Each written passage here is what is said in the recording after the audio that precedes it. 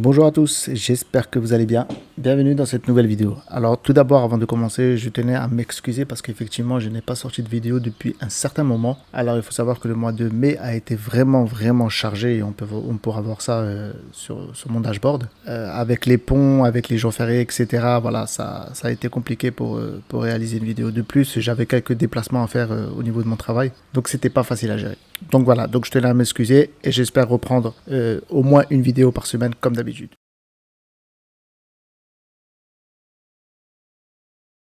Alors dans cette vidéo, nous allons revoir mon budget du mois d'avril et du mois de mai, ainsi que faire un récapitulatif de l'année, donc c'est-à-dire de janvier à mai, pour voir un peu comment comment a été géré mon budget. Alors c'est parti pour le mois d'avril. Donc là, on a un revenu toujours le même que le mois dernier, donc il n'y a eu aucun changement, aucune prime, aucune aide. Donc on a 3235 € de revenus pour toute la famille. Passons aux dépenses. Alors ça, ce sont les dépenses fixes. Donc on a l'électricité qui est à 89 €. On a l'assurance qui est à 79 €. Pour l'assurance, j'ai fait le tour des assurances. Et actuellement, l'assurance massive, mon assurance actuelle, c'est-à-dire, c'est le moins cher. Donc on n'y touche pas. On a les téléphones mobiles de 31 €, donc les abonnements téléphoniques.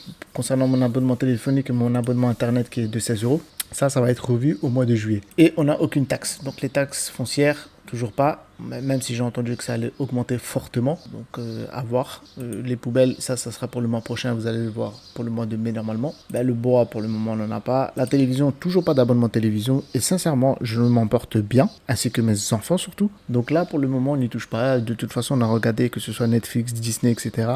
Pour le moment, on ne voit pas de séries ou de films intéressants pour s'y abonner. Donc voilà, donc on préfère ne pas y toucher. L'eau et le gaz, toujours rien. Bon, l'eau et le gaz, c'est tous les 6 mois à peu près. Donc ça doit sûrement juin, on aura la facture d'eau et de gaz.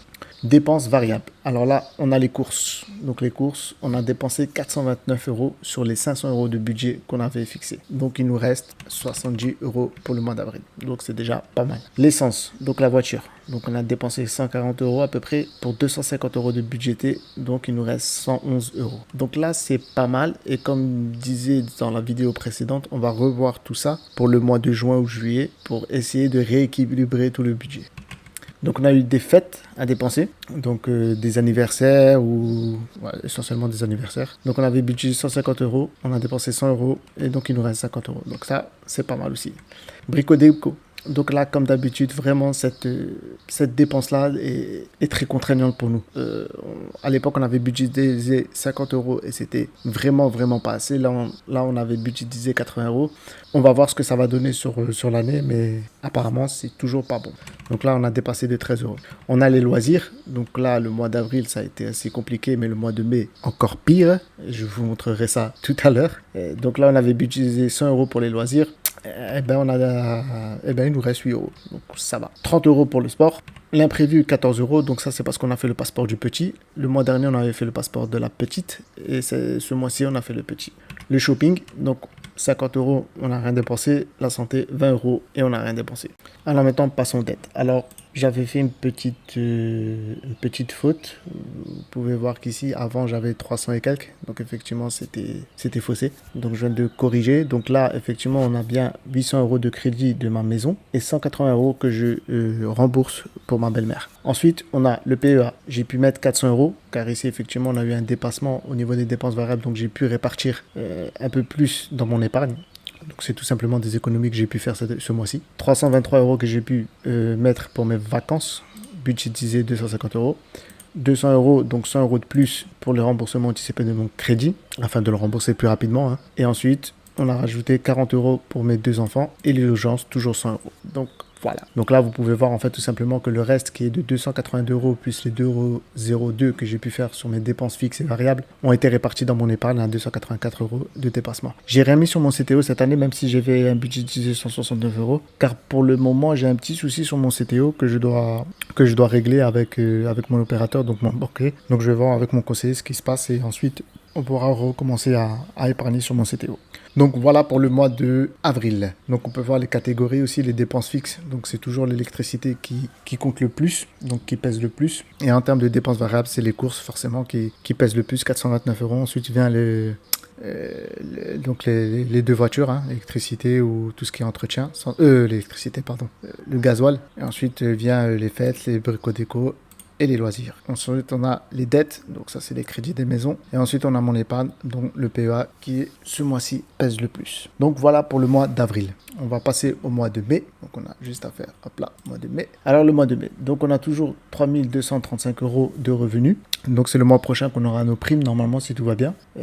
Donc concernant nos dépenses, vous pouvez voir que là maintenant apparaissent les poubelles. Donc on a les dépenses tout simplement de poubelles, hein, donc de 145 euros. Donc ça, on les paye à peu près tous les 6 mois, je crois. Et on a ensuite toujours l'électricité, l'assurance, les abonnements téléphoniques, les abonnements Internet. Donc voilà, ce qui nous fait une dépense fixe de 358 euros pour le mois de mai. Ensuite, viennent nos dépenses variables. Ouais. Alors là, vous pouvez voir ici, par exemple, pour les loisirs, ce mois-ci, avec tous les jours fériés, tous les ponts qu'on a eu, eh ben, ça a vraiment lâché pour faire plaisir à nos enfants. C'était incroyable. Donc, on peut voir qu'on a dépensé près de 500 euros de loisirs pour ce mois-ci. C'est aberrant. Alors, juste pour, pour expliquer un peu, c'est plus ou moins 500 euros. Sur ces 500 euros, il y a aussi le loisir. Pour ma part, j'ai acheté un écran donc d'ordinateur à peu près à 200 euros, un peu moins de 200 euros, donc qui était compris dans ces loisirs-là. Donc j'ai changé d'écran et donc je l'ai compté sur ce budget-là, budget loisir. Donc c'est pour ça aussi que ça a 467 euros.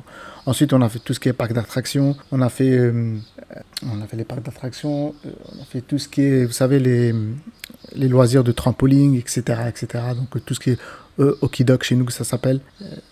Et voilà, donc ça a fait qu'effectivement ce mois-ci, le loisir a pesé énormément sur nos dépenses. Ensuite viennent les courses. Là par contre, on a fait quand même quelques économies. Donc 383 euros. Donc on a pu économiser 116 euros ce mois-ci. Et la voiture, on en a eu pour 206 euros. Donc là, effectivement, c'est avec tous les trajets qu'on a eu. Et ben forcément, ça consomme. Mais on a quand même su épargner 43 euros à peu près. Hein. Donc on peut aller voir ici.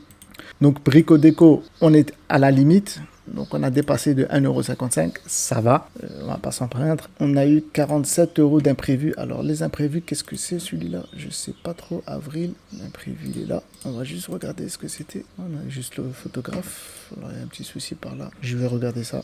Donc oui, effectivement, c'est bien 47 euros. Donc on a 17 euros pour le passeport de mon fils et 30 euros pour le photographe en fait. Donc on a fait des photos, que ce soit pour mon fils ou ma fille, que ce soit pour le passeport ou pour nous, pour les garder à la maison. Donc c'est pour ça. Alors, avant, je me suis trompé parce que j'avais choisi le mois d'avril où là, c'était voilà, le photographe pour ma fille.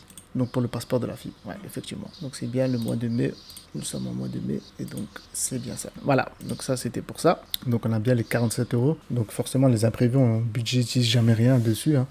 On a le sport, donc 30 euros, shopping rien et santé rien. Donc ça va. Le shopping, je pense que ce mois de juin, on va faire au mois de juillet. Je sais plus c'est quand les soldes. Je crois que c'est le mois de juillet. C'est là où on va vraiment dépenser énormément et donc on va sûrement, donc les 50 euros, ça va être dépassé forcément, ça c'est clair. Mais étant donné que les mois derniers, nous ne les avions pas utilisés, ces 50 euros, ben, on va les récupérer soit, je pense, des urgences, hein, forcément, parce qu'on n'a que ça comme épargne. Donc, on verra comment ça va se goupiller, mais ça va être sûrement ça.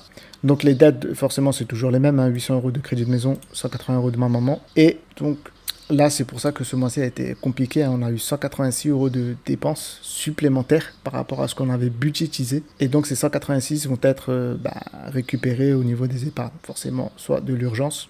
Donc là, vous pouvez voir qu'on a récupéré 5 euros des urgences, 90 euros de remboursement anticipé qu'on pourra... Alors, on avait budgétisé 100 euros, mais on ne fera que 90 euros. Et on a le CTO, là, heureusement. Hein, on a toujours le souci avec mon conseiller. Donc, on va essayer de régler ça. Mais comme on a budgétisé 169 euros, mais qu'on ne peut pas les utiliser vraiment pour le CTO, ben, on va les utiliser ici pour nos défenses variables. Voilà donc pour le mois de mai. Voilà. Maintenant, passons au récapitulatif de l'année complète. Donc là, ici, l'année complète va commencer de janvier à ce mois-ci, donc au mois de mai. Enfin, du mois précédent de ce mois-ci. Donc là, parce que vous pouvez voir ici, on a budgétisé uniquement janvier, février, mars, avril, mai. Sachant que janvier, on n'a aucun suivi. Donc on avait commencé uniquement à faire ce tableau. Et le mois de janvier n'a pas pu être comptabilisé dans ce tableau-là. Donc c'est pour ça qu'on va pouvoir voir ici, tout simplement... Ici, on a un déficit de 2985 euros car le mois de janvier n'a pas été pris en compte. Donc, on peut voir aussi dans l'année qu'on a dépensé 1000 euros de dépenses fixes. Encore une fois, n'oubliez pas que le mois de janvier n'est pas intégré dans ces calculs-là. Donc, on a uniquement février, mars, avril, mai. Donc, 4 mois. Donc, on a une dépense variable 3 900 € sur 4 mois. Moi, je trouve ça énorme. Je ne sais pas où on va comme ça, mais ouais, ça fait vraiment cher, quoi. On a les dettes de plus ou moins 4 000 €. Donc ça, ce sont les crédits maison et les crédits de ma belle-mère. Et on a épargné quand même 4 000 €. Donc c'est-à-dire on a épargné en termes de moyenne 1 000 € par mois. Février, mars, avril, mai. Donc je trouve ça pas mal. Je pense qu'on peut faire largement mieux. Et on va voir effectivement comment on va répartir ça sur le mois de... sur les différentes catégories qu'on a sur les dépenses variables, car c'est le seul et unique moyen d'économiser encore un peu plus d'argent. Donc voilà pour moi aujourd'hui, voilà pour moi cette vidéo. J'espère vraiment qu'elle vous aura plu. Et n'hésitez pas à me dire en commentaire ce que vous en pensez. Dites-moi aussi ce que vous pourrez voir qui pourrait être amélioré ou pas. Et comme ça, on pourra réaliser de nouvelles vidéos un peu plus précises si vous le souhaitez, bien évidemment. Juste pour information, hein, on peut voir ici le reste. Donc par exemple, les courses, on avait bien budgétisé 2 500 €. Donc sur les 4 mois à peu près.